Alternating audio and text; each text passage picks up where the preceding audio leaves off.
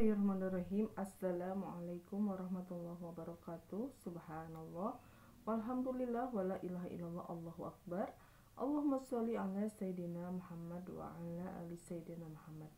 Sahabat Kobun Salim dimanapun kalian berada, pada kali ini saya akan memberikan materi tentang masihkah Allah menerima taubatku, ya.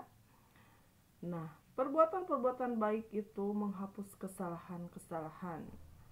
Di dunia ini ya sahabat-sahabatku semuanya, tidak ada manusia yang tidak punya dosa. Semuanya pernah melakukan yang namanya dosa atau maksiat, ya.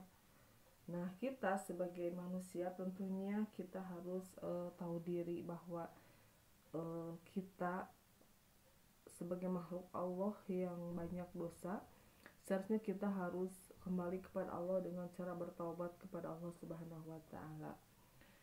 Nah, di dunia ini mana ada ya manusia yang tidak memiliki dosa. Setiap manusia pasti pernah berbuat salah, ya.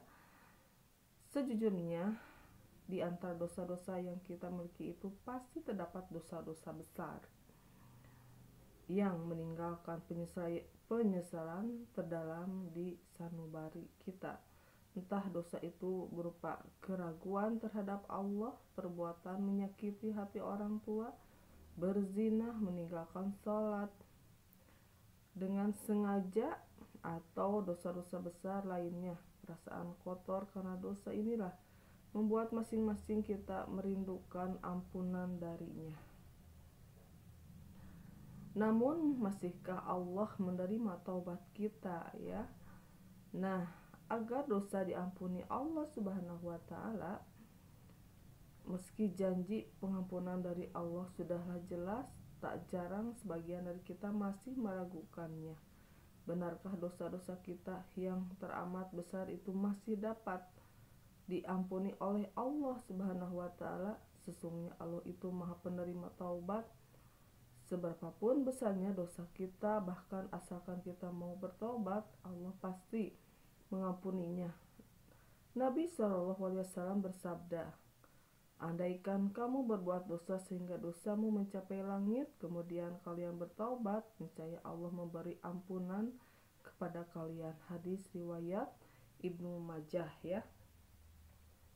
Alangkah baiknya bila bulan Syawal kali ini kita jadikan momen bagi kita untuk mensucikan diri atas dosa-dosa yang telah kita lakukan.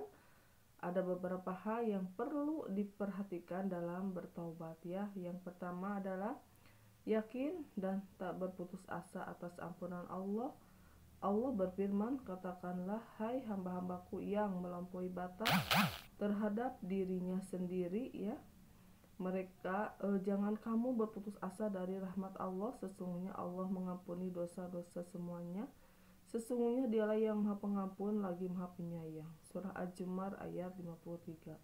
Rasulullah SAW bersabda, sungguh Allah lebih suka menerima taubat hambanya yang mukmin melebihi dari kesenangan seorang yang turun di hutan yang berbahaya bersama kendaraan dan bekalnya. Tiba-tiba ia tidur sebentar, kemudian bangun, sedangkan kendaraan dan semua bekalnya hilang. Maka ia berusaha mencari kendaraannya hingga lelah, panas, ya, dan haus, dan akhirnya berkata, lebih baik aku kembali ke tempatku semula dan di sana aku akan tidur hingga mati.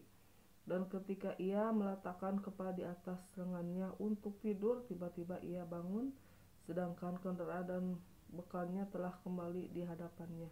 Maka Allah lebih senang menerima taubat seorang mukmin melebihi dari senangnya orang itu karena kendaraannya ditemukan kembali lengkap dengan bekal-bekalnya. Hadis riwayat Bukhari, Muslim, dan At-Tirmidzi. Yang kedua adalah menyesal dan berniat secara sungguh-sungguh tidak mengulangi, ya. Ibnu Abi Hatim dan Ibnu Mardawiyah meriwayatkan taubat yang tulus itu adalah menyesal atas perbuatan dosa yang terlanjur dilakukan, lalu meminta ampun, kemudian tidak mengulangi dosa itu untuk selamanya. Yang ketiga, membaca istighfar dengan lidah dan hatinya. Nabi SAW bersabda, malaikat penjaga di sebelah kanan berkuasa terhadap malaikat penjaga di sebelah kiri. Maka jika seorang hamba berbuat kebaikan, segera dicatat 10 hasanah, dan jika berbuat dosa dan akan dicatat oleh yang kiri. Ditegur oleh malaikat yang kanan, tahan dulu, maka akan ditahan selama 6 jam. Bila orang itu membaca istighfar, tidak dicatat dosanya, dan jika tidak membaca istighfar dicatat 1 dosa. Hadis riwayat At-Tirmidzi dan Al-Baihaqi ya. Selanjutnya yang nomor 4, meminta maaf pada orang yang berhak ya. Bila ternyata dosa kita itu berkaitan dengan orang lain, Allah tidak dapat mengampuninya sebelum orang yang berhak menerima permintaan maaf dari kita. Apabila yang bersangkutan telah meninggal dunia, maka bacakanlah istighfar baginya. Yang nomor 5, berbuat kebaikan sebanyak-banyaknya seperti yang difirmankan Allah pada surat Hud ayat 114, dan laksanakanlah sholat pada kedua ujung siang, pagi dan petang, dan pada bagian permulaan malam. Perbuatan-perbuatan baik itu menghapus kesalahan-kesalahan.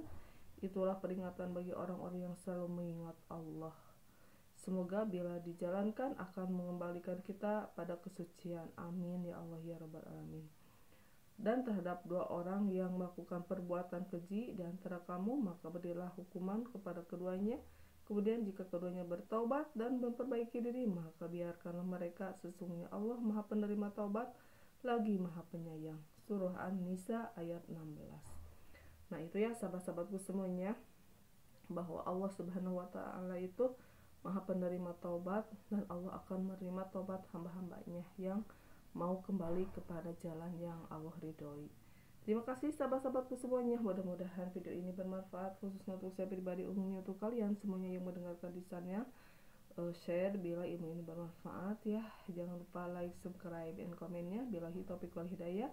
Wassalamualaikum warahmatullahi wabarakatuh.